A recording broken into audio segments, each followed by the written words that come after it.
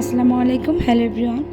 পাতাকপি দিয়ে যে এত মজার একটি রেসিপি তৈরি করা যায় তো ভাবতেই অবাক লাগে। তো আজ টিফিনে কিংবা সন্ধ্যার নাস্তায় এই পাতাকপি দিয়ে কিভাবে পাকোড়া তৈরি করব, আজ সেই রেসিপিটাই আর কি দেখিয়ে দেব।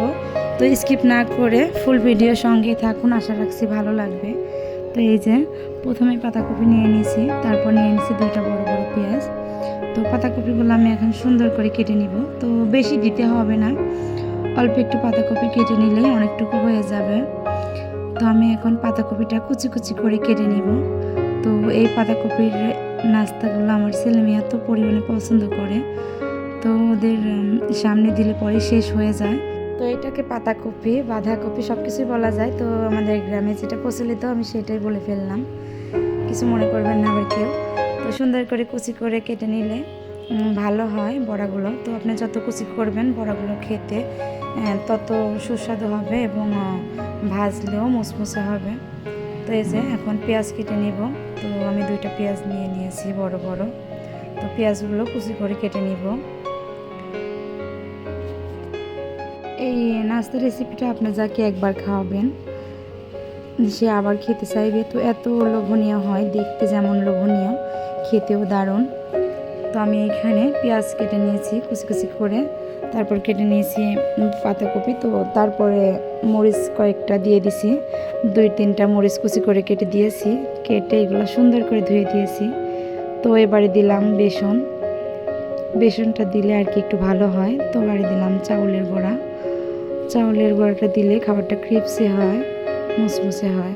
তো এবারে দিয়ে দিলাম মরিচের গুঁড়া। তো মরিচের গুঁড়া আমি অল্প একটু দিলাম, যেহেতু আমার ছেলেমেয়েরা বেশি ঝাল খেতে পারে না। তারপরে আমি কাঁচা মরিচ একটু দিয়েছি, দিলাম লবণ, তারপরে দিলাম হলুদের গুঁড়া। তো লবণটা আপনাদের স্বাদ মতো দিবেন। তারপরে দিলাম ধনিয়া গুঁড়া। তো এবারে আমি দিব ম্যাজিক মশলা। তো এই ম্যাজিক মশলাটা যে কোনো খাবারে ব্যবহার করলে দেখা যায় যে সেই খাবারটা অনেক মজা হয়, আবার সেই খাবার থেকে খুবই সুন্দর একটি ঘ্রাণ বের হয়। তো সেই জন্য আর কি দিলাম। তো ম্যাজিক মশলা কাছে থাকলে আর কি দিবেন, না থাকলে সমস্যা নেই। তো সুন্দর করে মাখিয়ে নেব। তো দিলে মজাটা একটু বেশি লাগে খেতে। তো আমি এখন সুন্দর করে মাখিয়ে নেব। তো পাতাকপিটা আর কি একটু আগে যদি কেটে লবণ দিয়ে একটু মাখানো যায় তাহলে আর কি পানিটা ঝরে যায়, কিন্তু ওইভাবে যে মুসমুসে ভাবটা সেটা আর কি হয় না। তো সেই জন্য আমি আর কি আগের থেকে লবণ দিয়ে মাখাই নিই। তো সেই জন্য আমার আর একটু আর কি বেসন অথবা চাউলের গুঁড়াটা একটু দিতে হবে। তো আমি দিয়ে নিলাম, দিয়ে এখন সুন্দর করে মাখিয়ে নেব। তো এই যে আমার মাখানোটা কমপ্লিট হয়ে গেছে। তো এই যে দেখুন মাশাআল্লাহ খুব সুন্দর করে মাখিয়ে নিয়েছি। তো এবারে চলে আসলাম রান্না করতে। তো এই যে তেলটা গরম করে নিয়ে নিলাম। তো যে কড়াইটা আর কি ভাজা পোড়া ভালো হয় সেই কড়াইতে ভাজলে সুন্দর হয় আর কি খাবারটা। তো আমার এই কড়াইতে পাকোড়া অথবা চপ কি তেলের পিঠা যাই করা যায় সব কিছু সুন্দর হয়। তো এই কড়াইটাতে নিয়ে নিলাম। তো আপনাদের যেমন মনে চায় সেই শেপ করে বানিয়ে নেবেন। তো আমি একটু মিডিয়াম করে বানিয়ে নিলাম। তো ছোট ছোট করে বানালেও অনেক মুচমুচে হয়, আবার পেঁয়াজও যেভাবে বানায় তো সেভাবে বানালেও হয়। তো আমি এইভাবেই বানালাম। তো আমার ছেলে মেয়েটা আর কি এভাবে খেতেই পছন্দ করে। তো এই যে আমি আর দিব না, বেশি দিলে আবার ভালো হবে না। তো আমি এখন সুন্দর করে ভেজে নেব, যতক্ষণ পর্যন্ত কালার না আসে ততক্ষণ পর্যন্ত এক পাশ ভেজে নিব। তো দেখুন মনে হচ্ছে একটু একটু কালার চলে আসছে। আর এগুলো সবসময় তেলে ডুবিয়ে ভাজলে অনেক সুন্দর হয়। তো এই যে আমি এখন এটা উল্টিয়ে দিব। তো চামচ দিয়ে আমি আর কি ময়দাটা তুলছিলাম। তো ভাবলাম যে ধুলে পরে আবার পানি ছিটবে, গায়ে মুখে লাগবে, সেই জন্য আর কি ধোয়া হয়নি। তো এই যে দেখুন উল্টিয়ে দিলাম। তো দেখতে কিন্তু অনেক লোভনীয় লাগছে, খেতেও কিন্তু মাশাআল্লাহ খুবই সুস্বাদু হয়েছিল। তো আপনারা অবশ্যই একদিন ট্রাই করে দেখবেন। যতক্ষণ পর্যন্ত খুব সুন্দর একটা কালার না আসে ততক্ষণ পর্যন্ত আমি রান্না করে নিব।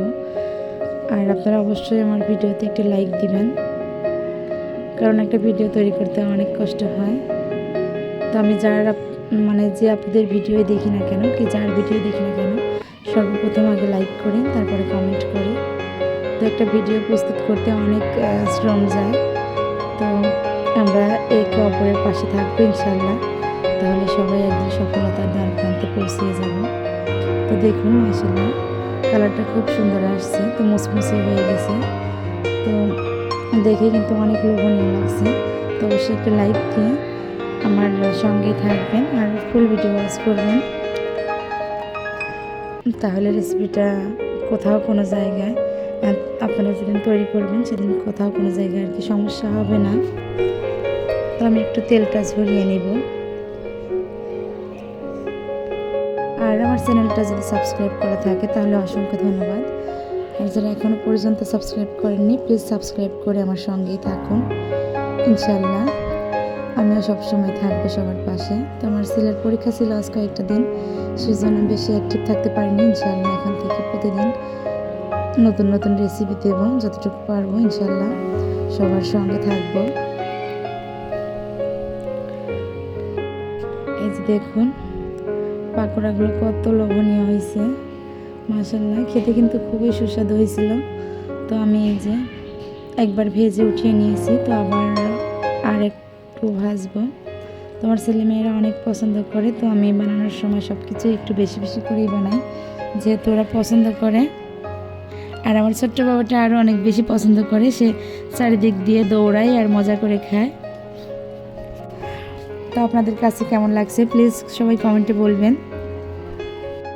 তো নতুন নতুন রান্নার রেসিপি পেতে আমার চ্যানেলটা অবশ্যই সাবস্ক্রাইব করে আমার সঙ্গেই থাকবেন। যেসব আপুরা আজকে নতুন আমার চ্যানেলে আসছেন, তো তাদের অসংখ্য ধন্যবাদ জানাই। আর আমার পুরাতন আপুরা তো আছে, আমার কলেজের আপুরা, তাদের জন্য মন থেকে অনেক বেশি দোয়া রইল।